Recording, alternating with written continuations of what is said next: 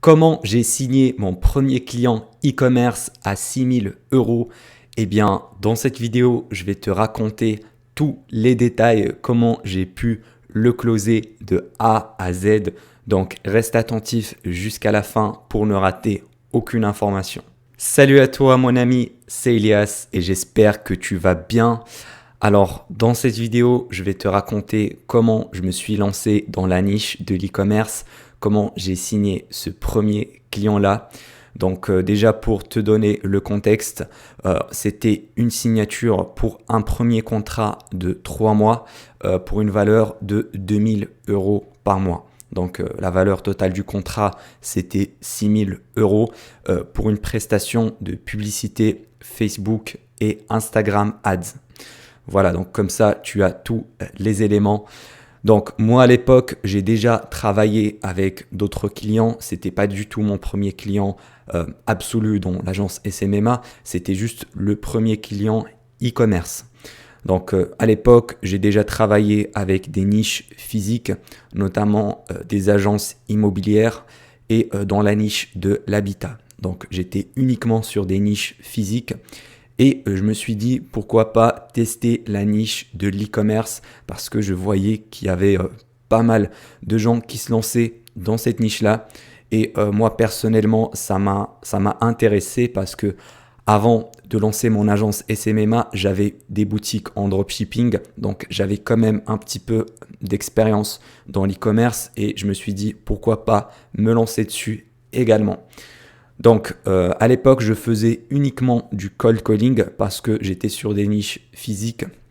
Donc, je faisais des appels à froid afin de décrocher des rendez-vous avec des chefs d'entreprise. Du coup, j'ai essayé de faire pareil, le cold calling pour l'e-commerce. Donc, je visais des boutiques e-commerce qui étaient déjà bien établies, qui avaient plusieurs personnes dans leurs équipes. Et j'ai essayé le cold calling, mais ça a foiré complètement. Parce que j'ai commencé à cold caller une liste de 200 prospects et je n'ai obtenu derrière que 5 rendez-vous. Donc, tu as vu le ratio, il était complètement fou. Donc, 200 appels pour seulement 5 rendez-vous. Et je me suis dit, peut-être le cold calling, c'est pas la meilleure méthode pour les e-commerce. Donc, pour ces rendez-vous-là, je les ai passés. J'ai pas pu closer. Voilà, ils n'avaient pas le budget. Parce que moi, à l'époque, je priçais 2 000 euros par mois de frais de service uniquement. Il faut en plus rajouter le budget pub. Et les e-commerçants avec qui j'ai pu discuter, ils n'avaient pas le budget. Ils faisaient, je crois, entre 10 et 20 000 euros par mois de chiffre d'affaires. Donc pour eux, c'était pas possible de payer une agence 2K par mois et en plus du budget pub. Donc je me suis dit que le cold calling, c'était pas la meilleure méthode et j'ai voulu essayer le cold emailing. Donc, à l'époque, j'envoyais des emails personnalisés à 100% pour chaque boutique e-commerce. Donc, j'avais un process de lead sourcing. J'avais déjà un freelance qui me faisait le lead sourcing. Donc, je lui ai donné quelques critères, vraiment selon le nombre d'employés, le chiffre d'affaires, si le pixel est installé ou pas, également leur compte sur les réseaux sociaux. Et j'ai donné ce process-là à mon freelance pour qu'il me lead source des listes de plusieurs prospects, bien sûr avec l'adresse mail du chef de l'entreprise qu'il a eu grâce à l'application ou à la Chrome extension snov.io. Et comme ça, il m'a envoyé une liste de 300 prospects avec leur adresse email. Donc, ce que je faisais, c'est que j'avais une routine.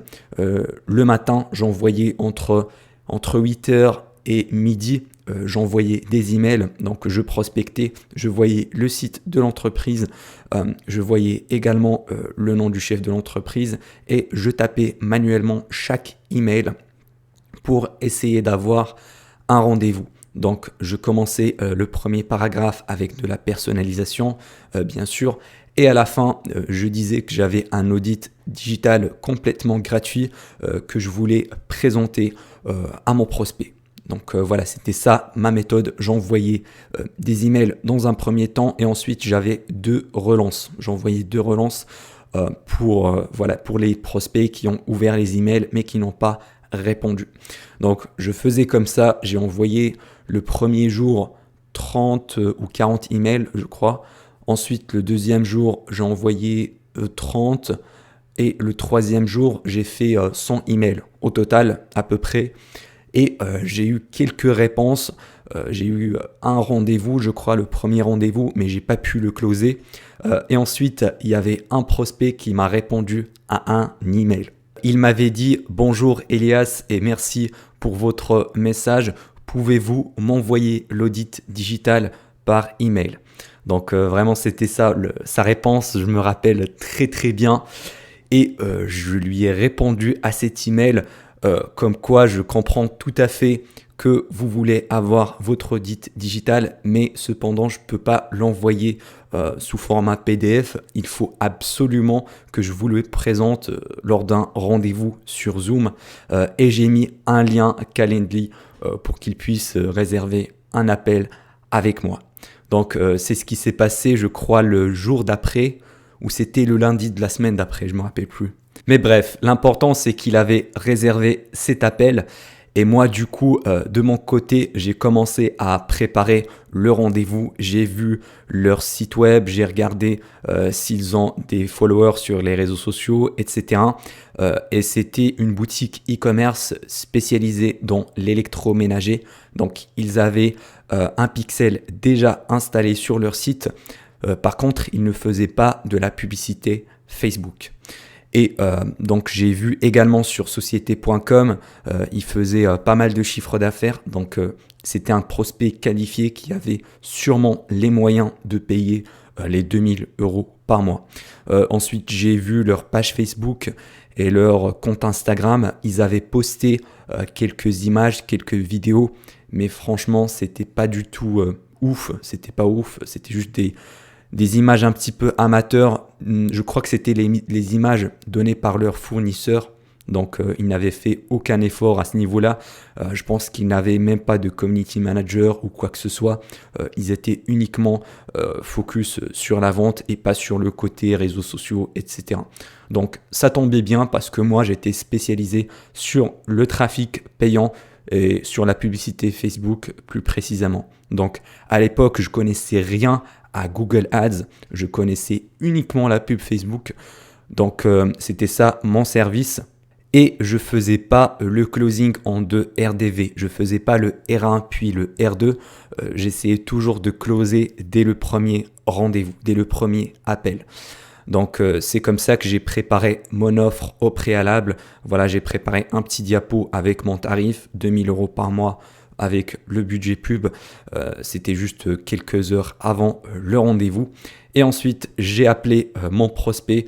Je crois que je l'ai appelé 1h30 avant le rendez-vous pour être sûr qu'il va être présent lors du RDV. Pour éviter d'avoir des lapins, ça c'est la base quoi.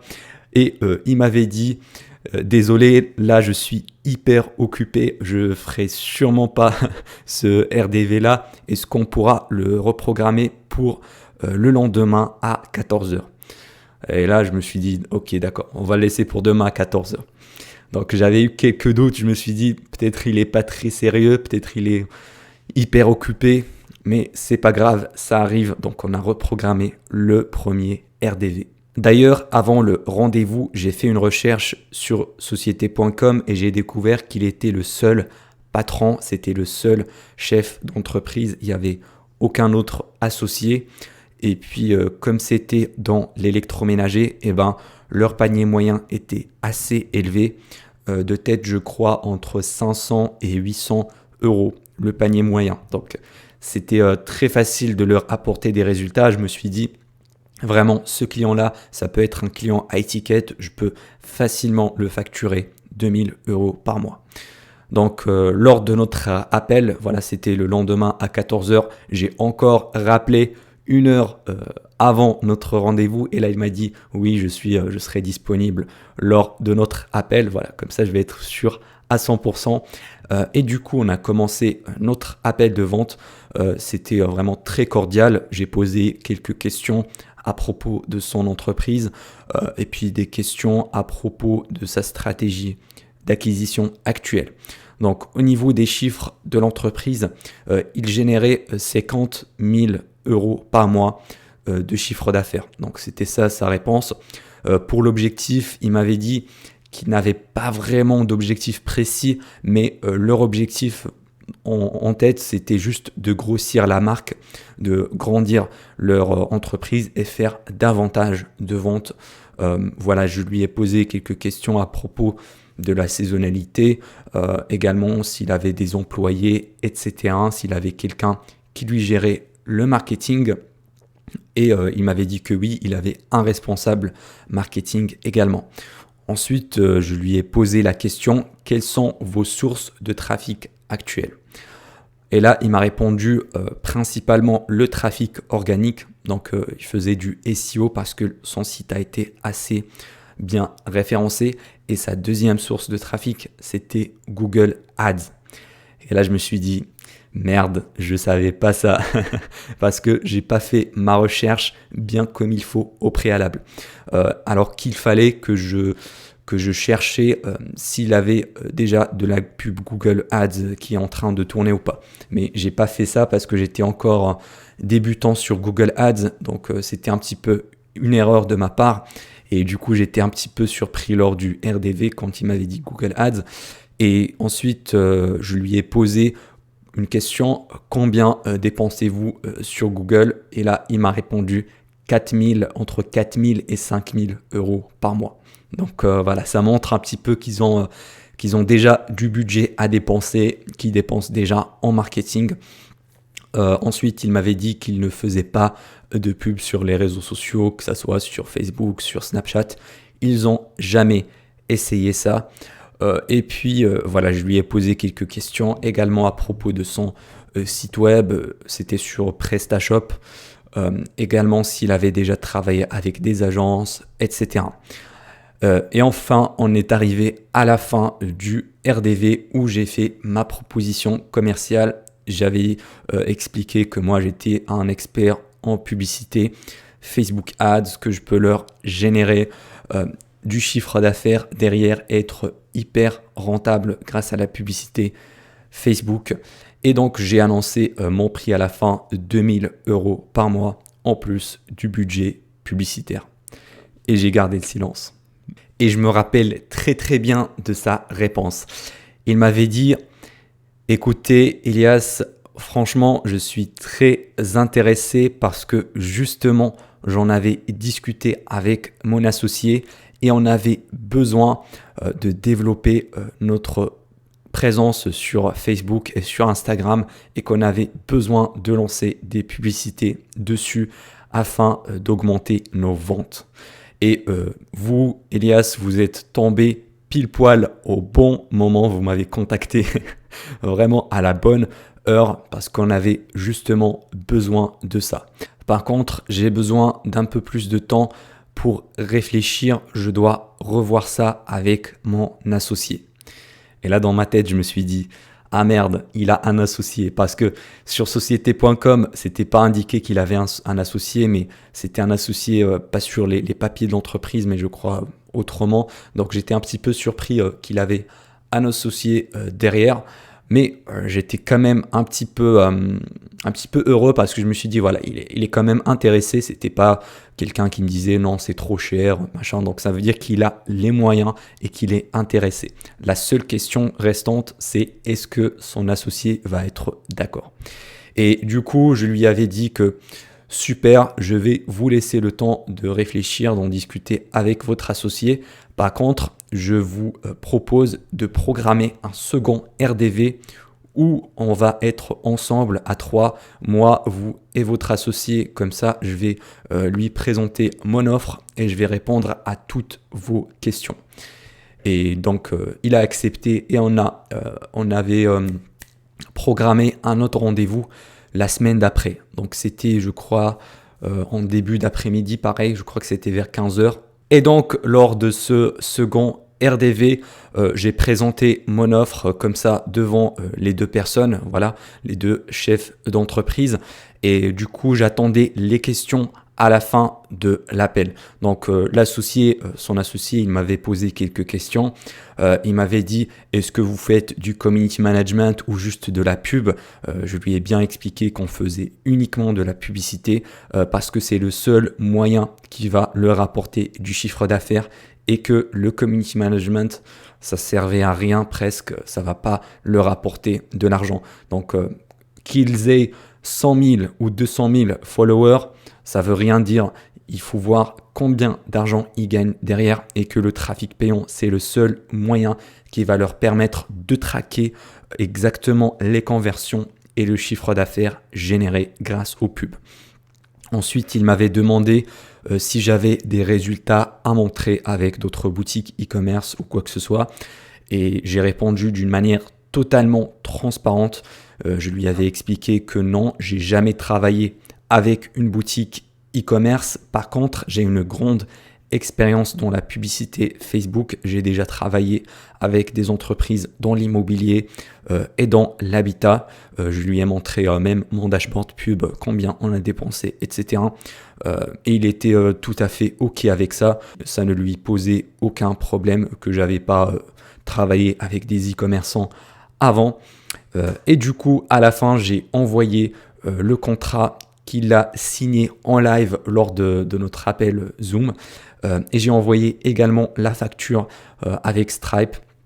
Donc j'ai créé un abonnement Stripe à 2000 € par mois et j'ai envoyé la facture par email et il a payé la facture en live lors de notre appel sur Zoom. C'est vraiment ça l'idéal. Il faut toujours prendre le paiement lors de ton appel. Vraiment, c'est le meilleur moment possible parce que le prospect est chaud.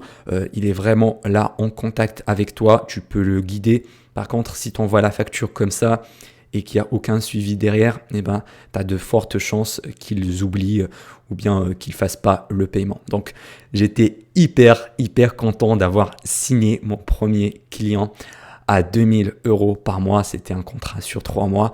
Et pour les résultats, alors premièrement, j'ai lancé des pubs de retargeting parce que leur site avait déjà du trafic qualifié grâce au SEO et grâce à la publicité Google. Et en plus, ils avaient le pixel déjà installé. Donc, le client avait déjà un business manager. Donc, il m'avait donné accès administrateur à son business manager lors de l'onboarding process. Et ensuite, j'ai lancé les premières pubs de retargeting et on était hyper rentable dès le premier mois. Je me rappelle, on avait dépensé 1500 € en budget pub Facebook et on a généré derrière 25 000 € de vente. Donc c'est un retour sur investissement qui est juste incroyable. Le client était hyper rentable et il était hyper satisfait. Donc ce client-là, je l'ai gardé pour plus longtemps parce que le second mois, on avait lancé des pubs de targeting à froid en parallèle avec les pubs de reciblage. Et puis à la fin des 3 mois, j'ai renouvelé un nouveau contrat à 2000 € par mois sur une durée de 6 mois. Donc c'est comme ça que j'ai eu ce client-là, que je l'ai gardé pour beaucoup plus longtemps. Donc j'espère que tu as eu une idée un petit peu générale sur comment j'ai pu closer ce premier client-là e-commerce et c'est lui qui m'a permis de me lancer dans la niche de l'e-com et de signer de plus gros clients par la suite. Donc j'espère que ça va t'aider à comprendre à quoi ça ressemble un process de vente, à quoi ça ressemblait un petit peu...